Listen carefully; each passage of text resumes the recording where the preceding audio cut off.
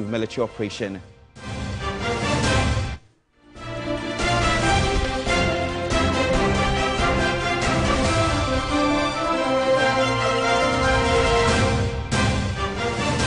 U.S. Ambassador Virginia Palmer says passing anti-LGBTQI bill into law in Ghana may send negative signals to investors.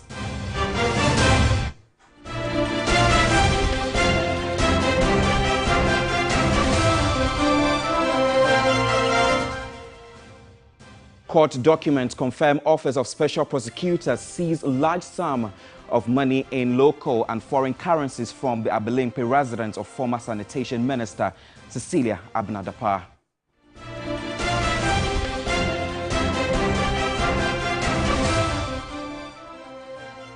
And later on the international front, separate attacks on 2 villages in Nigeria's Central Plateau State kill at least 21 people. We have details of these and some other stories coming your way shortly. Do stay with us.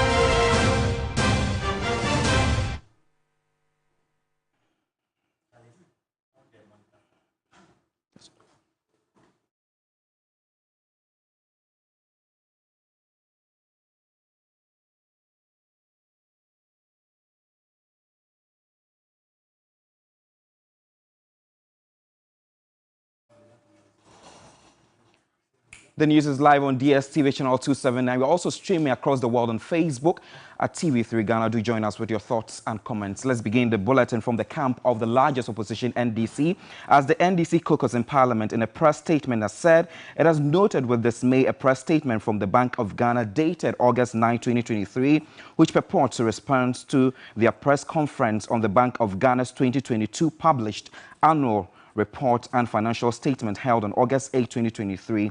In the said statement, the Bank of Ghana, according to the NDC, attempts to shamelessly justify its recklessness and mismanagement, which resulted in the huge losses of 60.8 billion Ghana cedis and a negative equity of 55.1 billion it recovered in the year 2022. My colleague Martin Esedu-Date has joined us via Zoom to throw more light on this particular statement that was released last night. Good morning, Martin. If you can hear me, what more have you been learning from the statement that has been released from the camp of the NDC?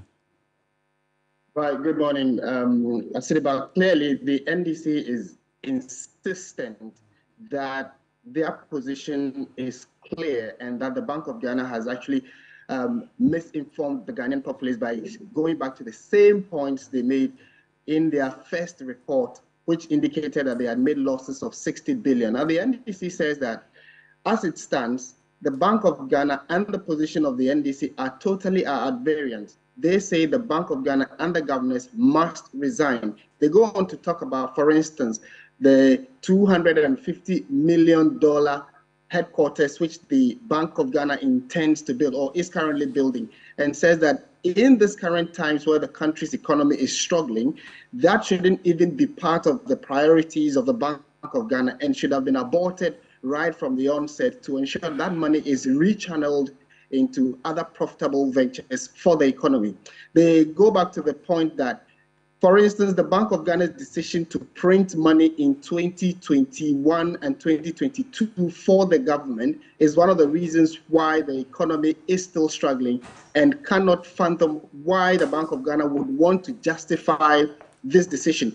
They make a point that throughout the responses that have been given by the Bank of Ghana from the first press statement they released, the second one, and this particular one, they don't even make mention of the head office they are building. They also don't make mention of the fact that they printed money, which is a position the NDC is reiterating, and say that these are even 2 key fundamentals for which the Bank of Ghana governor and his deputies should look upon that and resign. They have quoted figures which they believe are some of the infractions that the Bank of Ghana governor and his deputies have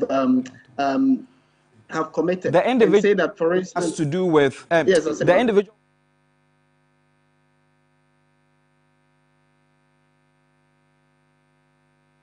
All right, Martin, we know that the concluding part of the statement has also been raising some important questions there, and it says that their failed attempt to cite non-best practice as justification for the recklessness and mismanagement is most irresponsible, to say the least, and yet another reason why they should pack out of the Bank of Ghana immediately, which Yes. actually indicates that they're actually not really happy about the posturing from the Bank of Ghana.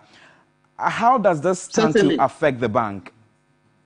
Well, the position the NDC is pushing here is that the Bank of Ghana, in their two former press releases, indicated that it is not only the Bank of Ghana that has made losses, and they made reference to like the Swiss bank and about 3 other countries, including even the UK, saying that the UK Central Bank and then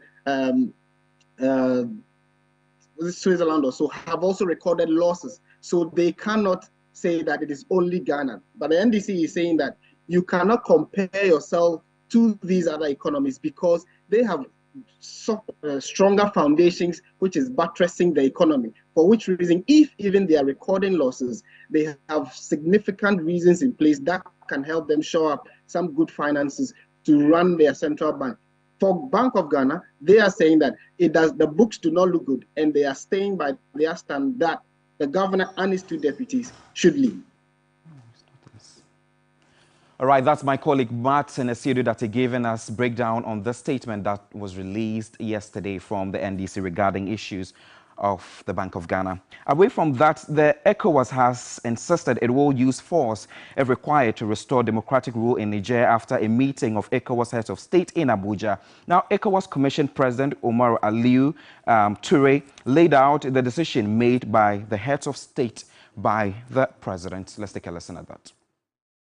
The Committee of the Chief of Defense Staff to activate the ECOWAS standby force with all its elements immediately. Order the deployment of the ECOWAS standby force to restore constitutional order in the Republic of Niger. Underscore its continued commitment to the restoration of constitutional order through peaceful means. Still on the back of this, ECOWAS has insisted it will use force if required to restore democratic rule in Niger after a meeting of ECOWAS heads of state in Abuja, I beg your pardon. But experts have been reacting to this, where they have been saying that the regional group lacks the capability to carry out an effective military operation. Security expert Mutaru Mumuni Mukhtar and Colonel Festus Abuaji has also been speaking on the back of this. That we have heard from ECOWAS today appears unhelpful. It appears they have escalated, the challenges relating to dealing with the Nigerian situation by emphasizing the use of military approach to dealing with the situation. They have gone beyond just generally saying they would resort to military approach to actually asking for the immediate, activation of the ECOWAS standby force, which in my opinion does not help in terms of negotiations and dealing with the military leadership in Niger. And so we need to look at it, walk away from this path of threat and the use of military intervention as a threat to get the military leaders to succumb to the directives of ECOWAS. Otherwise, this is not going to be helpful in terms of the negotiations that they are seeking to have with the military leadership in place. There's a military doctrine, it's very general, that any army that is launching an offensive operation against somebody who is defending must have a force ratio of 3-to-1. Now I checked some time back, the Niger army is about 5,000, excluding a small air force. They have the gendarme, you have the police, I think they have some militia. So the army alone is 5,000. Let's say that the Nigerian armed forces, together with the police, all together are 7,500. So ECOWAS must be thinking of upward of 22,000. We don't have that. We only on paper have 6,500. So we need to wait and hear from the member states how many of which type of forces that member states are going to contribute. We need about 3 categories of forces, actually more. We need the combat troops, those who do the fighting. normally drawn from the army with the rifles centered on the infantry. We need combat support, the artillery, the armored, the engineers, the signals, communications, and so on. Then we need the combat support, those who run the vehicles and fuel them and maintain them, the food that we're going to eat, the medical health support facilities. We need to move with the hospital beyond what we have, small elements of a hospital in a battalion. It takes time. And these resources, because we are going to launch an expedition, do not exist in our member states. We need probably quickly to find them, like mobile hospitals and so on, and make them part.